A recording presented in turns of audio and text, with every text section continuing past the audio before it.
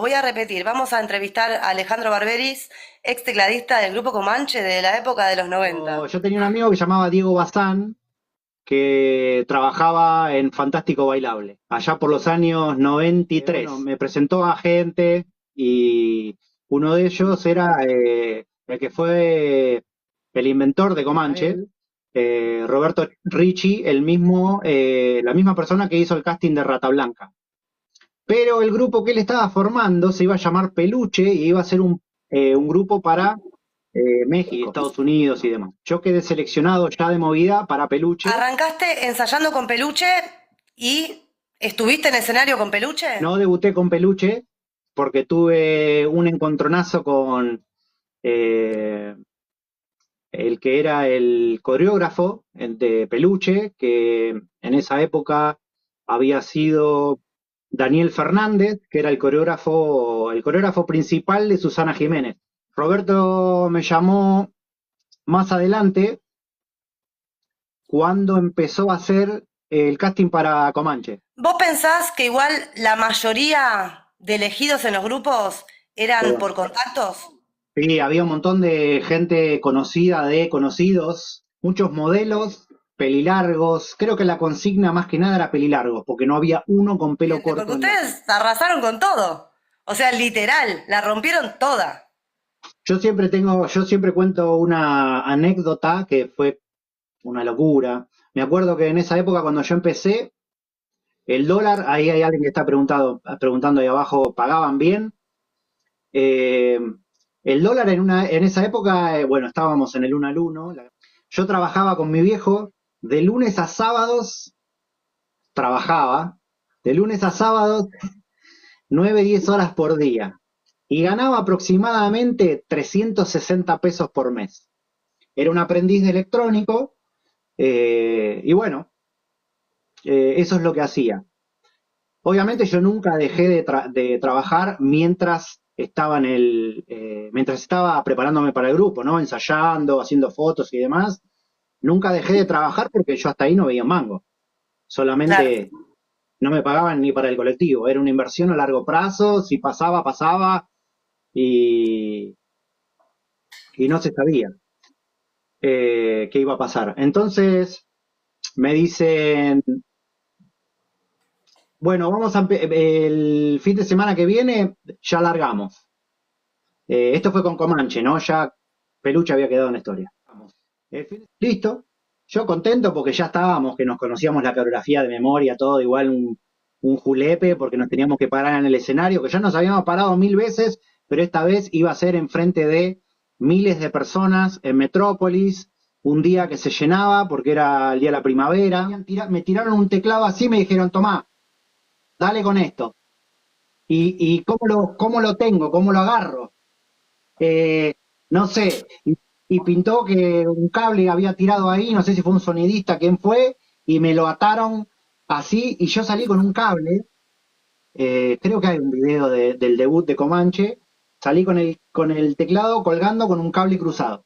Eh, y bueno, salió el grupo, y me acuerdo que el primer fin de semana que Comanche salió a tocar, yo volví a mi casa, volví a cobrar a la oficina un lunes, nosotros hacíamos show el fin de semana, viernes, sábado y domingo, a veces jueves, a veces salía uno que otro durante la semana, pero este había sido un fin de semana de viernes, sábado y domingo, y yo el lunes fui a cobrar a la oficina y me llevé $5000. Claro. De 360 pesos por mes pasé a $5000 en 3 días. En esa época, ¿eran conscientes realmente igual de lo que provocaban, del éxito que tenían? ¿O todo pasaba tan rápido que en realidad no se daban tanto cuenta? Ustedes, ¿no? El Comanche, como... Yo siempre fui una persona de barrio, pibe humilde. eh, Alguna gente me conoce, a veces me dice, vos eras muy, muy seco, muy cara de culo. Eh, no, no es mi personalidad, nunca fue. Era algo, ¿cómo te puedo decir? Me, me superaba a veces. Porque, como te digo, yo era un pibe de barrio y de repente tenía gente pidiéndome autógrafo, tenía gente gritando por mí. Entonces, es como que uno se quedaba en shock. Duro. ¿Qué es lo que está pasando? Yo creo que no tuve conciencia de la fama hasta que, yo diría, aproximadamente un año después de que el grupo empezó, ahí me di cuenta de, de- de la explosión que fue el grupo, porque nos conocían, ya nosotros habíamos superado lo que era la bailanta, tocábamos en boliches, en fiestas, en cualquier lado que se te pudiera ocurrir, íbamos a tocar a corsos. Ahí fue cuando me di cuenta de que yo no podía salir a la calle ya. Olvídate de tomar el bondi, no, nunca más tomar el bondi, ni un taxi, ni nada de eso. Tampoco salir a caminar o andar en bicicleta, esas cosas ya no existían. Primero, porque era imposible, la gente se te venía encima, quería autógrafo, quería llevarte a comer a la casa, quería hacerte un asado, quería... Y otra, porque estábamos todo el día ocupados, que radios, que televisión. Mucha gente se piensa de que, vos ya sos famoso, ya está, lo único que haces es tocar los fines de semana, después te rascás la bola de lunes a viernes, las palabras. Para estar presente, eh, tenés que seguir promocionándote. O sea, vos salís un día a las 7 de la mañana a hacer radios y te zona oeste y te fuiste a Moreno, eh, todo por ese lado y volviste 9, 10, 11, 12 de la noche, porque las radios son 24 horas. Sí, Y al claro. otro día te tenés que volver a levantar a las 7 de la mañana el martes para ir para zona este, y después para el norte, y después para el sur. O sea que nosotros al principio, los primeros, no sé, el primer año y medio, 2 años como mucho, era laburo constante. Radio, televisión, laburo todo el día. O sea que era complicado hacer una vida normal. O sea, la competencia entre los grupos que conocemos hoy, ¿era interna o era más externa, digamos? La creaban los fans. En mi caso, yo no le prestaba atención a eso. Yo vivía mi vida en el día a día. El que no me caía bien no le daba cabida. El que me caía bien salíamos de joda. Venían a mi casa a comer, se quedaban como si yo tenía una casa grande en San Martín. Y, por ejemplo, mucho tiempo cuando Daniel Guardia y Franco Arroyo todavía recién arrancaban en lo que era todo lo que es la música, eh, y habían venido uno desde Córdoba y el otro desde Tucumán, obviamente sin un mango, no tenían donde quedarse, eh, porque una cosa era ser uno de los dueños del grupo y otra cosa era ser un empleado. Los Claro. empleados no ganaban mucha guita, ganaban, ponele $40 por show, una cosa así. Entonces los invité porque siempre me cayeron bien y los quise mucho. El cordobés y el tucumano vivieron en mi casa por lo menos un año. Eh, con gente de otro grupo, yo tuve muy buena onda con Hernancito de Malacate porque lo conozco desde muy chiquito. Tuve mucho contacto con los chicos de Los Chacales. Eh, bueno, con Daniel Agostini, también cuando empezó. O sea, yo conocí mucha gente, pero convengamos que amigos, tuve solamente a Javi de Epidemia, eh, de otros grupos, ¿no? A Javi de Epidemia, ¿cómo se llamaba el cantante? Ahora siempre me olvido, el chico que falleció. Fernando. Con Fernando de Epidemia también tuvimos muy buena onda, salíamos mucho de joda juntos y qué sé yo. Pero yo nunca le tuve pica ni envidia a nadie, la verdad. ¿Qué fue lo mejor y lo peor del éxito?